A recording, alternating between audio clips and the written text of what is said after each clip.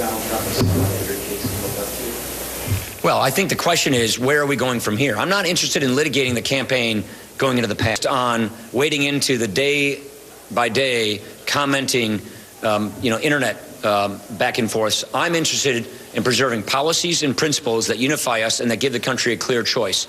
And you know what my kids really care about? What kind of country are they going to get in the future? What matters to my kids, and what matters to me as the parent of my kids, is are we fixing the problems that are confronting our nation today? But in terms of endorsing Hallie, what are you hearing on that? Is Paul Ryan going to have to endorse Donald Trump sooner rather than later? Hi everybody, my name is Mike. This is my YouTube page, Mox News. Thanks for tuning in. Okay, so I'll play the whole news clip from this segment in just a moment, at the end of my little monologue. People have been asking where I'm at and, wanting to know what it is that I'm thinking about, this or that. And I don't think my opinion is all that important, except for the fact that this is my YouTube page, Mox News. That's my creation, and it does seem appropriate that it would have my opinion on it.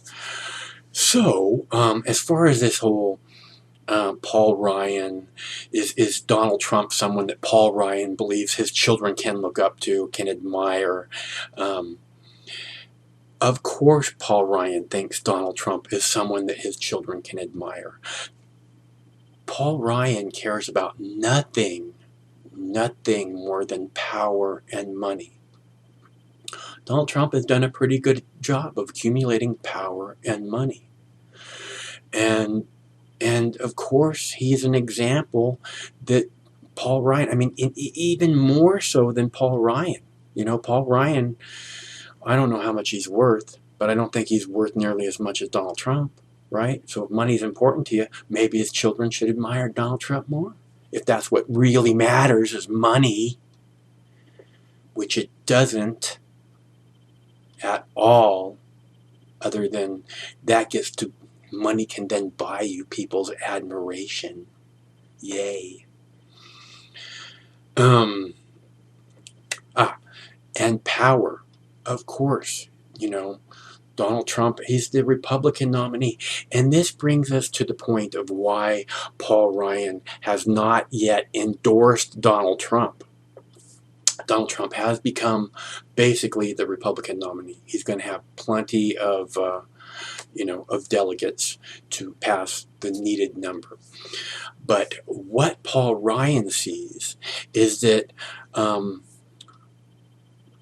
in order to become president, if it's Hillary Clinton and Donald Trump, in order to become president, you have to achieve 270 electoral votes in November when they have the election. There's what they call the Electoral College. It's what the 15th Amendment is all about. And 15th Amendment to the U.S. Constitution. And you have to achieve the majority of electoral votes in order to become president, and it's like 270 electoral votes. So what Paul Ryan sees is that he believes that if it's Hillary Clinton and Donald Trump, there's a good chance neither one of them will achieve the 270 electoral votes needed to become the President of the United States, at which point the House of Representatives has to vote on who they think should be president, and other people can throw their name into the hat, into the ring, to become a nominee or a potential candidate for president. If members of the House of Representatives believe that there's someone else that would make a better candidate, and then they all vote on it, they can put that name forward. And this is what Paul Ryan is seeing. He's seeing, remember a few weeks ago he said, I am not seeking, nor will I accept the nomination for president of our party. That's what he said. He made it really clear. Our party. See, he thinks all that you see in the story that's coming up right after I get done talking, blathering on, which some people ask for, so you know.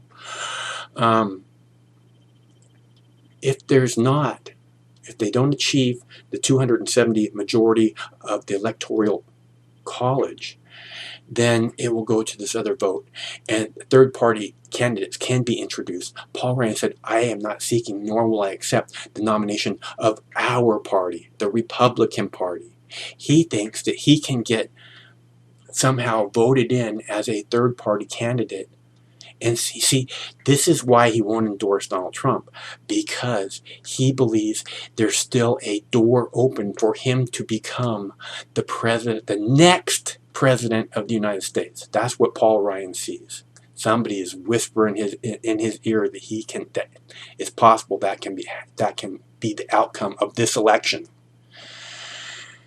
So I thought I'd point this all out because it's kind of complicated and a lot of people don't know, and there's not anybody talking about it. But that's the reason that Paul Ryan is playing these games with Donald Trump. It has nothing to do with Donald Trump. It has everything to do with Paul Ryan seeking power and believing that there may be a power play at the end of this election that could propel him into the White House as the next president of the United States. So you know. So we're clear. At least that's the way I see things. My name's Mike. This is my YouTube page, Mox News. Thank you very much for tuning in. Stay cool. One of these days this war is going to end. Sure as hell not with Paul Ryan or Hillary Clinton in charge, though. So you know. Let's get out of politics. A new report by the Washington Post on new efforts by a group of Republicans to draft an independent candidate for November. Meanwhile, new reaction from House Speaker Paul Ryan about the next steps to unifying the party. Here's what he told reporters at the Wisconsin GOP convention last night while praising Donald Trump's campaign. Our teams are meeting next week to go over the deeper meaning of the policies that we've been talking about, which come from the principles that we universally share as Republicans. Donald Trump should be given a ton of credit for advancing and widening the playing field. He is bringing new voters to the Republican Party by the millions, and that's very impressive. Now, House Speaker Ryan appeared to ignore a reporter's question asking if the presumptive nominee is someone his kids could look up to. But moments ago, I asked Trump supporter Dr. Ben Carson that very question, and here's his answer. Do you see Donald Trump as a role model for your grandchildren? Does he have qualities that you would like them to emulate? Yes. Does he have qualities that you would not like them to emulate? Yes. As does everybody else. Donald Trump is off the campaign trail as he attends his daughter Tiffany's graduation from the University of Pennsylvania. Vice President Biden will also be there to see his granddaughter Naomi walk across that stage. And Hillary Clinton is set to hold a rally in Louisville, Kentucky. It is the first of two events for her today. Both Clinton and Bernie Sanders are stumping today in Kentucky ahead of Tuesday's primary. On the heels of Casey, let's bring in NBC's Hallie Jackson, who's here covering Donald Trump today, and MSNBC political reporter Alex Seitzwald. He's been following the Democrats. With a good day to you both, I'll begin with you, Hallie. The Washington Post, as you know, today reports that some in the GOP are working to draft an independent presidential candidate who could keep Trump from the White House. What names are being floated out there? It's speculative, Alex, but the names that you're seeing, everybody from freshman Senator Ben Sasse of Nebraska to Mark Cuban, the Mavs owner, to people like even Sarah Palin, the name has been mentioned possibly as a Trump VP, for example. So when you look, though, at who might be focused on an independent run, I can tell you that sources close to Sasse reiterate that he is simply not interested in running as a third party. A lot of this, the machinations, according to other sources familiar with this thinking, are coming from Mitt Romney, sort of putting some feeler outs, people within that Stop Trump movement, looking at how do they, in fact, try and slow Trump down, if that's even possible at this point. And frankly, Alex, it's incredibly difficult when you look at the balloting process in all 50 states.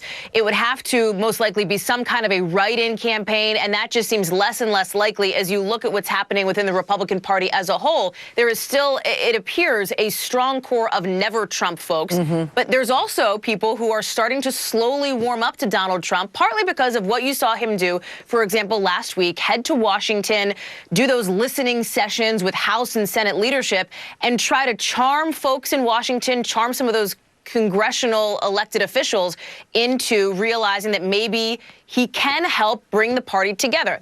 people aren't there yet. Clearly, there's a segment of the party that just simply doesn't believe that Donald Trump shares their values, at least at this point. But that is sort of the process between now and the convention of seeing where that common ground is. And to your point right there, Hallie, with the Republican Party still trying to seek unity there, let's listen to House Speaker last night, Paul Ryan, rather, of course, reacting to a question on Trump. Take a listen to this. Do you believe that Donald Trump is someone that your kids can look up to? Well, I think the question is, where are we going from here? I'm not interested in litigating the campaign going into the past, on wading into the day-by-day commenting, internet back and forth. I'm interested in preserving policies and principles that unify us and that give the country a clear choice. And you know what my kids really care about? What kind of country are they going to get in the future? What matters to my kids, and what matters to me as the parent of my kids, is are we fixing the problems that are confronting our nation today? But in terms of endorsing, Hallie, what are you hearing on that? Is Paul Ryan going to have to endorse Donald Trump sooner rather than later? There's a sense within some that you talked to on Capitol Hill, Alex, Republicans, that the longer Paul Ryan waits to endorse, the more difficult it will be to bring the party together. Does he have to endorse? Of course not. He can do whatever he wants. But he's in a difficult position here where he's trying to give some space to down-ballot, vulnerable Republicans to run the campaigns that they need to run.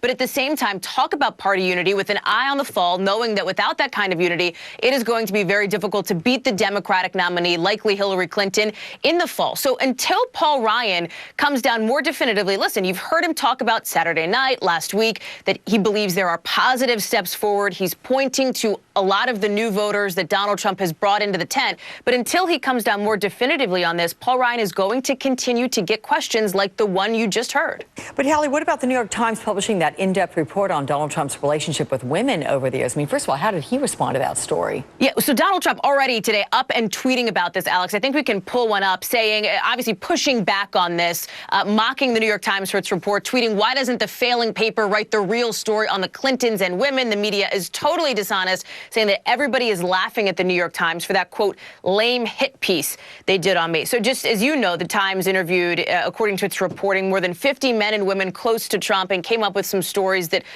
highlighted or illuminated his relationship with women. This is a demographic where Donald Trump is particularly vulnerable, as we talk about again and again, and it is something that the Clinton campaign and that the Democrats are already hitting Donald Trump on, with an eye towards the fall, knowing that you've got these sort of suburban, independent-minded women that Donald Trump is hoping to win over, but that stories like this obviously don't help with. And Alex, Donald Trump also seems to impact the Democratic race these days. I mean, you write that the controversies surrounding Trump have resulted in a muddled Democratic message. How are the Democrats trying to capitalize on this disunity within the party of the GOP?